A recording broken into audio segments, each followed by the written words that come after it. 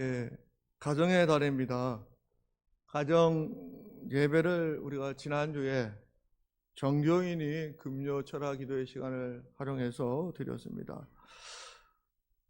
그 시간을 통해서 어떻게 은혜를 좀 많이 받으셨습니까?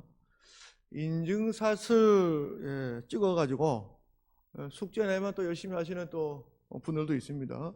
내주신 분들 너무 감사합니다. 뿐만 아니라 미처 예배는 드렸지만 인증샷을 깜빡하고 찍지 못해서 올리지 못한 분도 있다라는 얘기도 제가 전해 듣습니다. 이야기를 좀 들어보면 어떤 분들은 이게 참 가족끼리 이런 시간을 갖는 게 좀 어려웠지만 속마음을 털어놓을 수 있어서 그래도 좋았다라는 분들도 있고, 제가 직접 들은 얘기는 아니라 써놓은 글을 보니까 어떤 분은 자신의 남편을 장기 결석자라고 이렇게 표현해가지고 제가 그거 보고 한참 웃었는데, 장기 결석자가 아니고 근데 왠지 좀 그래요. 장기 결석자라는 표현은 장기 결석자는 아니고 좋은 말도 많잖아요. 방학, 휴가도 있고, 뭐 아니면 하나님이 찾으시는. 장기 결석 하니까 뭔가 너무 딱딱합니다. 아마 그냥 그분도 즐거운 마음으로 쓰신 걸로 제가 기억합니다. 아마 즐겁게 그래도 예배드린 그 사진을 보면서 저도 참 사진 보면서 기도를 잠깐 했습니다. 그 가정 가운데 함께 해달라고. 또 어떤 분은 이 시간을 통해서 그동안 드렸던 가정 예배가 이제 좀 새롭게 회복되었습니다라고 간증하시는 분도 있었습니다. 우리가 이례적으로 금요 철학 기도의 이 시간 한번 활용해서 가정 예배를 드렸습니다만, 앞으로는 이제 이 시대가 이런 전염병이나 이런 부분들이 계속 문제가 될 것으로 보여서 교계에서는 이제 가정 중심의 예배로 점점 우리가 가야 되지 않을까라고 많은 교계에서는 이제 그런 생각들을 좀 하고 있습니다. 우리는 이렇게 마칩니다만 저희 교회도 또 이런 부분을 좀 더 고민하고 생각하고 연구해야 되지 않을까, 저서 내심 그런 생각들은 좀 많이 하고 있습니다. 이스라엘 백성들이 사실은 가정 교육으로 하나님을 배우죠. 신앙 교육을 가정에서 하는 것을 특별히 하나님께서 또 그렇게 명령하시죠. 유월절 밤을 기억하면서 가르치도록 하셨다. 그런 장면을 생각한다면 오늘 우리가 가정 예배를 드리는 것은 굉장히 중요하다라고 보여집니다. 혹 가정 예배를 아직 여러 가지 사정 때문에 혹은 이제 식구들 반대로 못 드린 가정이 있다면 기도해 주시고 같이 기도하셔서 용기 내셔가지고 올해가 지나기 전에 한 번은 그 자료 가지고 한번 시도해 보시면 참 좋겠다. 우리 목사님이 예배 때마다 계속 얘기해서 내가 이거 안 할 수 없다, 이렇게 한번 핑계를 대보시고 한번 시도해 보는 것, 실패하더라도 시도해 보는 것이 좋다는 거죠. 지레짐작 실패를 장담하지 마시고 믿음으로 한번 건면해 보시는 것이 참 좋겠다라는 생각들을 하게 됩니다. 마치 이스라엘 백성처럼 여러분 가정이 가정교회로서 든든하게 세워지기를 이 시간 간절히 축복합니다. 아마 부모님들이 이 시간을 통해서 예배하면서 자녀들과 많은 소통을 하지 않았을까, 부부 사이에도 그런 많은 친밀한 얘기들 많이 하지 않았을까 생각하게 됩니다. 아이들이 보면 사실 질문을 참 많이 하는데, 저는 어렸을 때도 저도 질문이 좀 많은 사람이었어요. 근데 미리 제가 사과합니다. 어머니 죄송합니다. 미리 사과하는데 저희 어머니는 제가 너무 질문이 많아가지고 좀 힘들어했어요.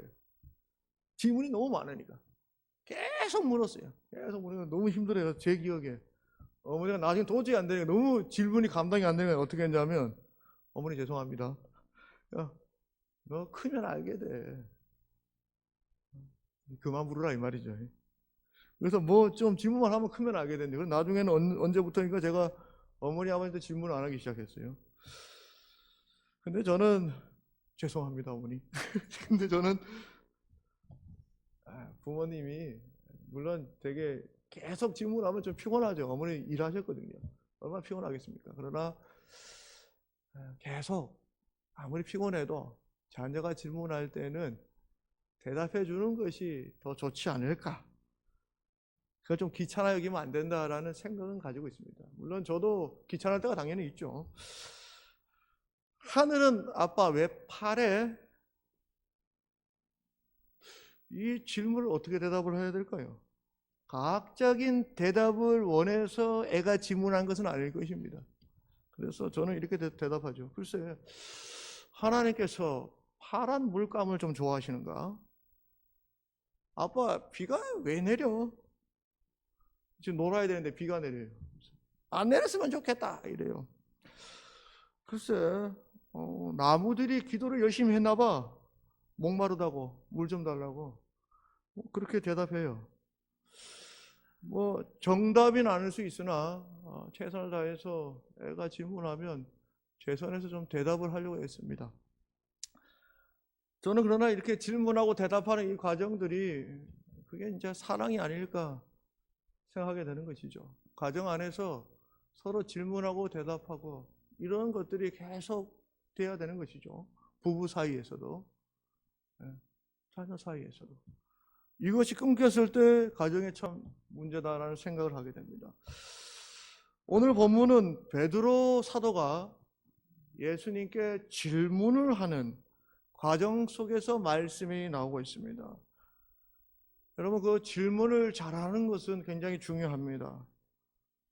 그래서 애들이 질문하는 것을 어릴 때부터 계속 하도록 계속 여러분들이 훈련시켜야 되죠. 계속. 귀찮아도 귀찮지 않은 척 계속 대답을 해줘야 됩니다. 근데 이제 우리가 이제 대답을 잘 안 하는 이유 중에 하나는 애 질문에 정답을 내놓아야 된다는 것에 대한 이제 부담감이 있기 때문에 그렇습니다. 그래서 우리가 정답에 굉장히 관심을 많이 두죠. 근데 정말 중요한 것은 정답이 아니고 질문하는 그 자체, 문제 제기하는 그 자체가 그것보다 더 중요하다는 것이죠.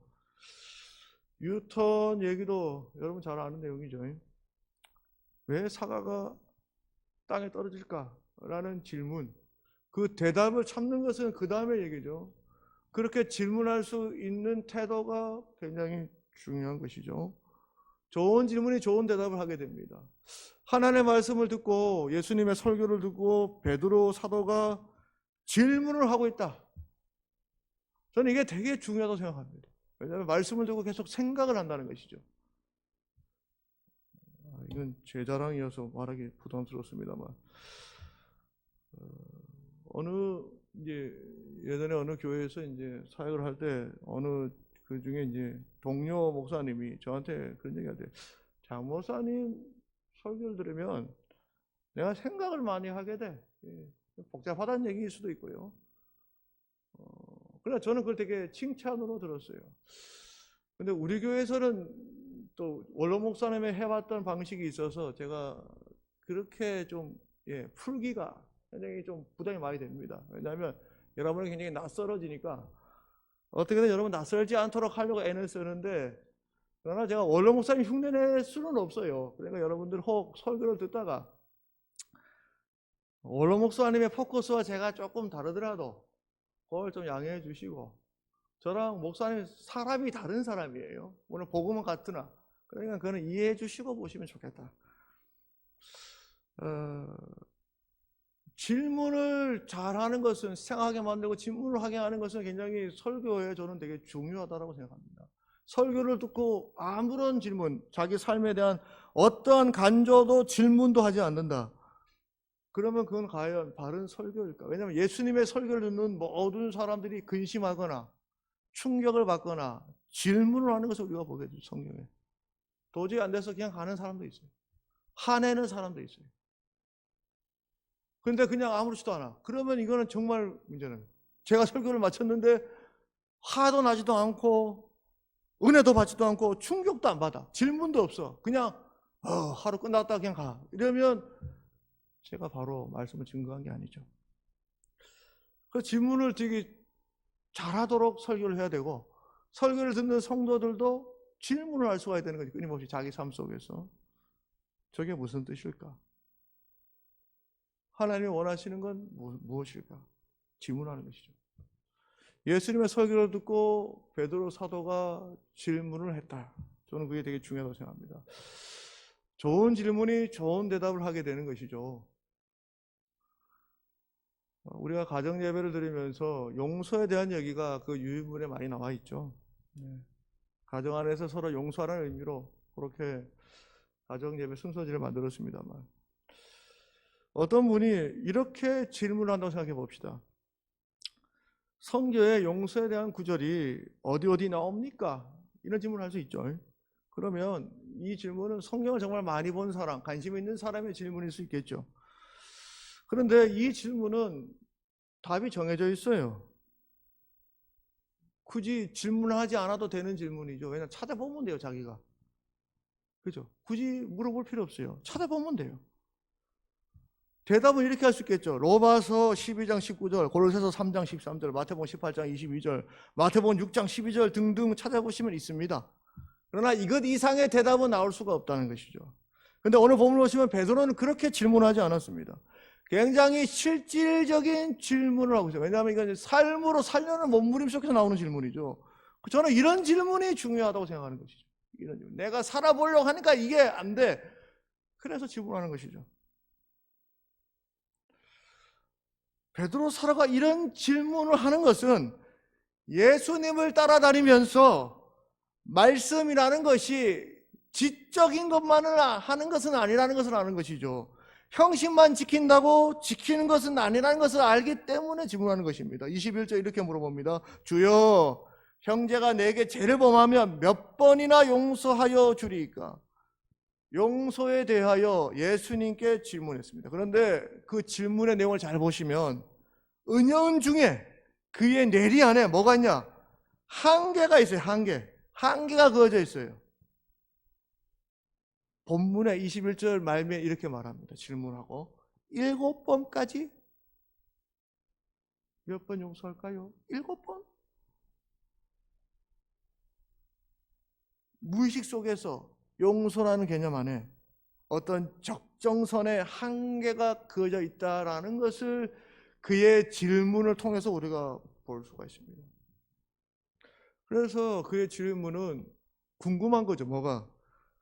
한계를 어디까지 잡아야 합니까? 예수님이 생각하는 용서의 한계는 어디까지입니까? 어디가 적정선입니까? 이 질문은 다시 말하면 하나님의 용서의 한계는 어디까지인지 궁금한 것이죠. 여러분에게 재차 질문합니다. 여러분의 용서의 한계는 어디까지입니까? 그리고 하나님의 용서의 한계는 어디까지여야 한다고 생각합니까?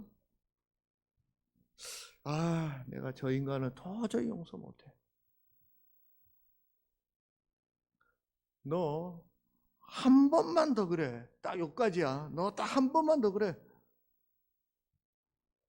걸리기만 걸려라. 딱 거기까지야. 더 이상 그러면 나도 더 이상 못 참아. 어쩔 수 없어.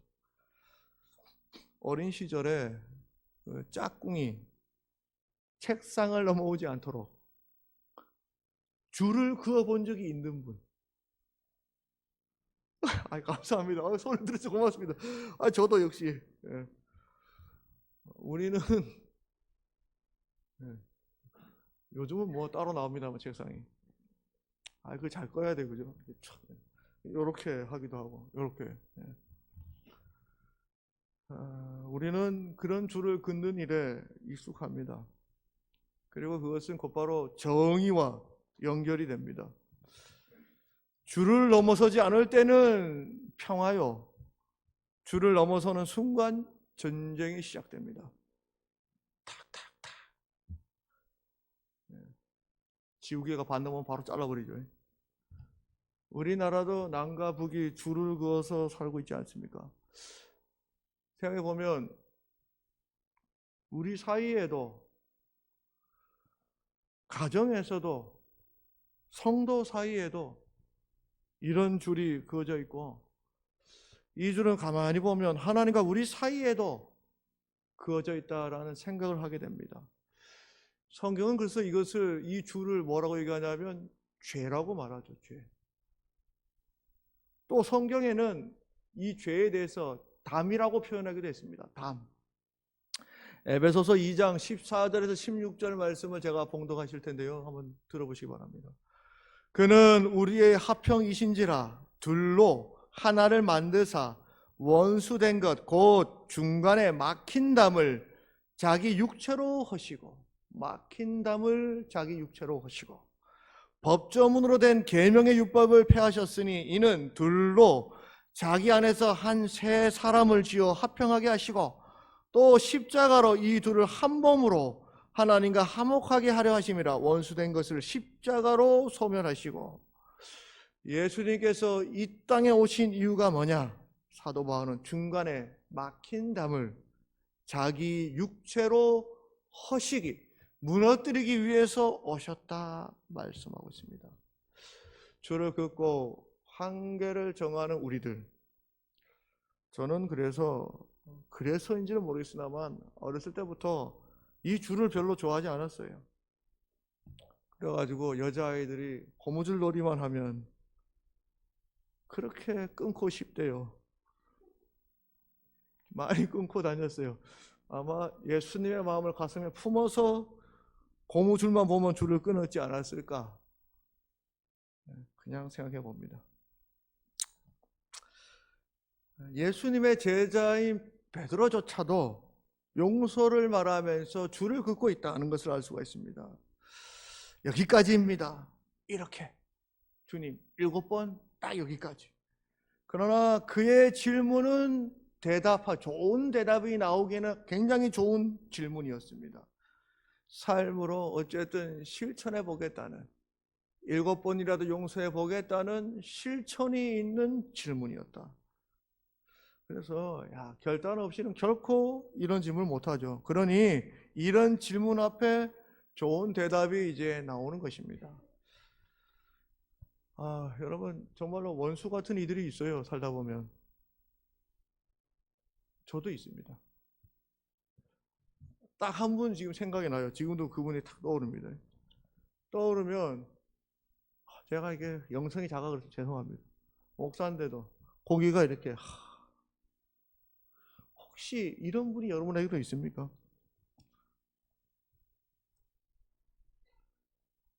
지금도 생각해보면 좀 기분이 좋지는 않아요. 그분 생각하면. 근데 하해를 했어요. 제가 하해를 했다니까요. 그분하고 하해를 했어요. 지금은 보지 않는 사이죠. 안 본 지도 지금 한 6년, 7년 된 것 같아요. 한참 됐죠. 만날 기회도 없을 것 같아요. 앞으로 영영. 그런데도 여전히 제 마음에 이런 생책이랄까요? 이게 남아있어요. 하해를 했으나 용서하지는 않았다. 선을 긋고 있는 저의 아주 담을 보게 되는 것이죠. 기독교 서적에 답이라는 책이 있긴 합니다만, 여러분 짧은 속지라서 아마 보신 분들이 많을 것 같아요. 상처 받을 때마다 담을 막 쌓아요. 상처 안 받으려고 담을 자꾸 쌓아요. 줄이 그어지는 것이죠. 그런데 결국은 어떻게 되냐면 자기 혼자만 있게 돼요. 고통과 절망과 아픔과 햇빛이 들어오지 않는.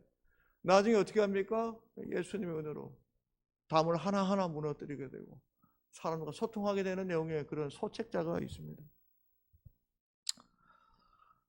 제가 하해를 했으나 용서하지 않은 것은 제 자유죠. 그러나 분명히 저 안에 여전히 그런 그늘이 젖어 있다는 것이죠. 자유하지 못합니다. 여전히 안에는 그분을 생각할 때마다 분노가 여전히 있다. 화해는 했으나 용서하지 않는 굉장히 모순적인 태도를 여전히 지금도 가지고 있다. 제 가슴이 어떨 때는 생각해보면 이 좁쌀보다 작은 거 아니냐. 여러분은 어떻습니까? 여러분 가슴은 안녕하십니까? 여러분 가슴에 혹 용서하지 못한 이들이 있습니까? 베드로는 그 용서의 한계를 7번으로 규정했습니다. 근데 왜 하필 7번인가? 당시 유대교 랍비들은 이렇게 가르쳤어요. 유대교 신자들에게 3번 용서하면 좋다.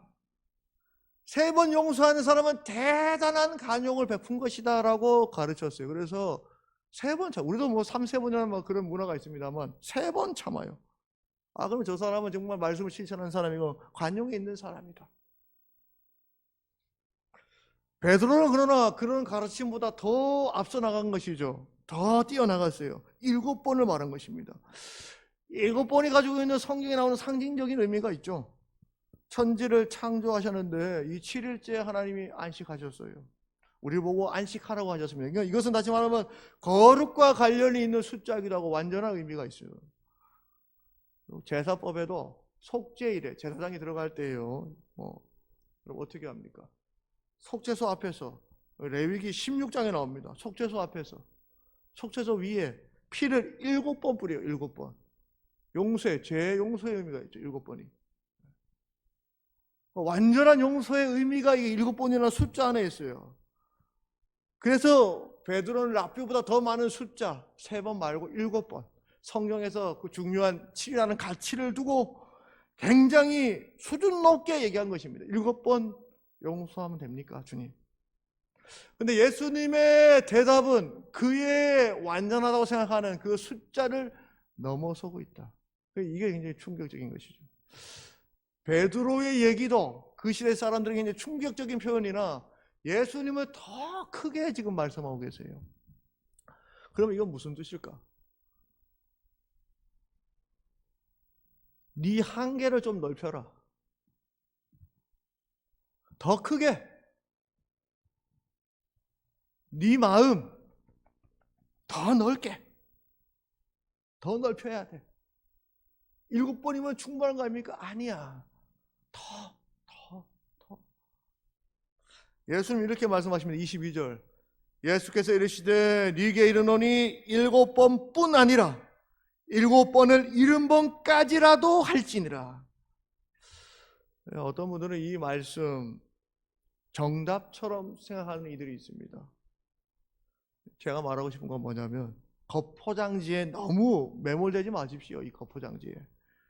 성경 안에 이 겉포장지 안에 알맹이가 있는데 알맹이 못 보고 겉포장지만 보려는 사람도 있어요. 그런데 그 안에 담겨있는 영적인 교훈을 보려고 해야 되는 것입니다.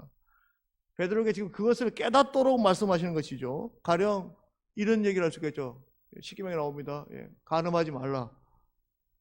겉포장지는 간음입니다. 그런데 예수님께서 이 겉포장지를 벗겨서 알맹이를 풀어서 말씀하신 바가 있어요. 마태복음 5장 27절 28절에 이렇게 말씀하고 계십니다. 또 간음하지 말라 하였다는 것을 너희가 들었으나 나는 너에게 이르노니 음욕을 품고 여자를 보는 자마다 마음에 이미 간음하였느니라. 저 부인 외에 다른 어떤 여성들, 어떤 남자들하고 상관하지 않았는데요. 간음의 범위, 간음하지 말라는 그걸 넘어서는 얘기라니까. 음욕을 품는 것도 간음이라고 예수님이 그 안에 있는 겉포장지 안에 있는 알맹이가 뭔지. 그 말은 뭡니까? 서로 가정 안에서 서로 사랑하고 살아야 된다. 그 얘기를 하고 싶으신 거잖아요. 그걸 놓치지 않고 봐야 되는데 형식에만 매몰돼서 말씀을 푸는 사람들이 있어요. 그건 굉장히 위험하다는 것이죠. 7번씩 70번이니까 그러면 목사님 490번이겠군요. 너 한 번 참았어. 야, 너 이제 489번이야. 한 번 남았다 이제. 그럴 줄 알아도 490번 됐네. 너 이제 491번만 돼봐라. 설마 이렇게 생각하시는 분은 없겠죠. 어떤 의미입니까? 한계를 넘어서라. 용서의 폭을 더 넓힐 수 없겠냐? 네 가슴을 더 넓게 할 수 없겠냐? 누구만큼요? 예수님만큼. 하나님만큼. 오늘 본문에 나오는 임금만큼 네 가슴을 좀 넓혀라. 임금은 탕감했으나 탕감받은 이는 작은 빛조차 탕감할 줄 모르는 좁은 마음이었다는 것이죠. 숫자가 나옵니다. 10,000달란트가 나오고요. 100데나리온이 나옵니다.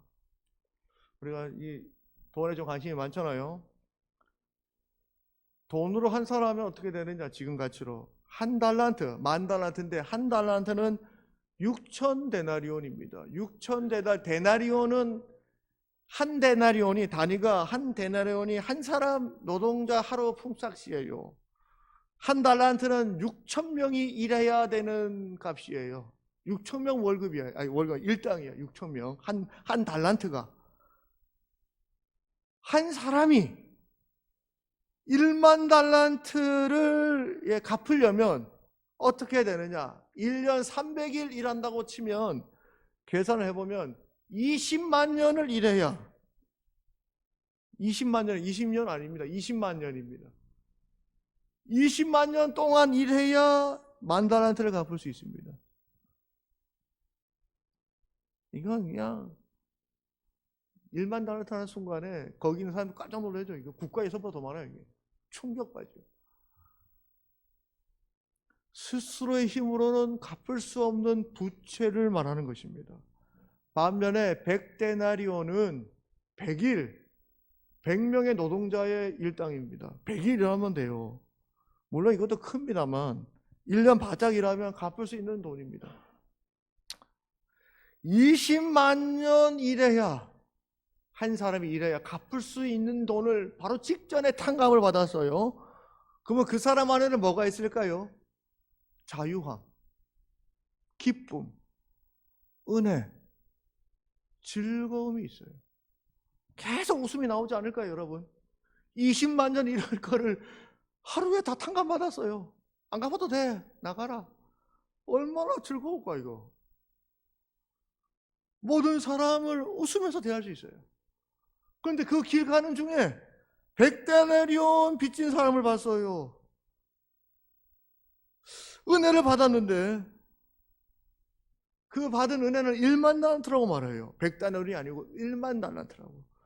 그런데 은혜를 받고도 탕감할 줄 모른다면, 은혜에 대한 반응이 삶 속에서 기쁨으로 나타나지 않는다면 임금은 어떤 마음이 들었을까? 여러분, 이건 너무나도 당연한 것이겠죠. 아마 열이면 열, 백이면 백, 천이면 천 똑같을 것입니다. 야, 내 은혜가 부족한가? 내 은혜가 저 사람을 사로잡지 못하는 것일까? 내 은혜가 저의 삶에 영향력을 못 미친다는 사실은 충격일 것입니다. 묻게 되는 것이죠. 임금이 이런 질문을 할 권리가 있는 것입니다. 너무 당연한 것이죠. 질문을 던질 수밖에 없어요. 용서는 탕감입니다. 임금이 요구할 권리가 있는 것입니다. 33절, 내가 너를 불쌍히 여김과 같이 너도 네 동료를 불쌍히 여김이 마땅하지. 이거 도리라는 것이죠. 마땅하다. 이 마땅하지 않냐? 여기에 누가 반론을 제기할 수 있을까요? 하나님은 우리 성도들, 여러분 한 사람 한 사람을 이러한 긍휼의 마음으로 보고 계십니다. 자비죠. 긍휼이고 사랑입니다. 하나님은 하나님이 우리를 보는 시선처럼 네가 그런 은혜를 받았으니 너도 네 동료를 그렇게 보는 것이 마땅하다라고 당연히 주장할 수 있는 분이라는 것을 우리가 생각하게 되는 것입니다. 저한테 하는 말이기도 합니다. 이 무리한 부탁입니까? 여러분이 한계로 젖는 거, 그거 넘어서라는 것이 정말 무리한 부탁이라면 왜 무리가 될까? 내가 받은 은혜가 가치가 없기 때문에 그렇습니다. 그러나 이것이 무리라고 느껴지지 않는다면, 내가 저 사람을 용서하는 것이 너무 마땅하다라고 느껴진다면 왜 그럴까요? 내가 1만 달란트의 은혜, 가치를 받았기 때문입니다. 많이 용서함을 받아야 용서할 줄 아는 것입니다. 여러분이 받은 은혜가, 예수 그리스도의 십자가의 은혜가 1만 달란트의 가치라면 여러분은 몇 번이나 용서를 해야 할까요? 내가 용서하지 못한다면 예수님의 십자가의 은혜는 가치가 없는 은혜였다라는 것을 스스로 증명하며 사는 것이다. 저에게 하는 말입니다. 여러분에게 제가 말씀 의지하여 묻겠습니다. 저에게도 묻고 여러분에게도 묻는 것입니다. 몇 번 용서하시겠습니까?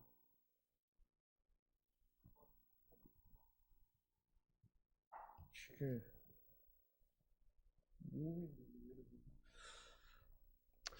하버드 대학교 의학대학에 로버트 윌딩거 박사라는 분이 있는데, 이분이 이제 정신의학 저널에 형제 자매 중 한 사람 사이에 관한 논문을 발표한 바가 있어요. 형제 자매 가족 중에 한 사람이라도 사이가 나빠지면 가족 구성원 전체가 우울증에 걸릴 확률이 갑자기 팍 뛴다고 합니다. 굉장히 높이 뜬다고 합니다. 여러분 가정 안에 용서가 없으면, 화해가 없으면 결국 그 사람 한 사람 한 사람 모두가 이런 위험에 노출되어 있다. 다시 말하면 사랑과 용서야말로 의학에서 입증하고 있는 것이죠. 이것은 비단 형제 간의, 가족 안에서의 우애만을 말하는 것은 아닐 것입니다. 교회 안에서도, 내 만나는 모든 사람들 안에서도 내가 사랑하고 용서하는 일, 그것이 곧 나를 위한 일임을 저희들이 볼 수가 있는 것이죠. 성경 한 절 봉독하면서 말씀을 맺고자 합니다. 레위기 19장 18절 말씀을 제가 봉독해 드리겠습니다. 원수를 갚지 말며 동포를 원망하지 말며 내 이웃 사랑하기를 내 자신과 같이 사랑하라. 나는 여호와이니라. 하나님이 하나님 되심을 나타낼 때 우리는 어떻게 살아야 하느냐? 원수 갚지 말고 원망하지 말고 이웃을 내 자신과 같이 사랑해라.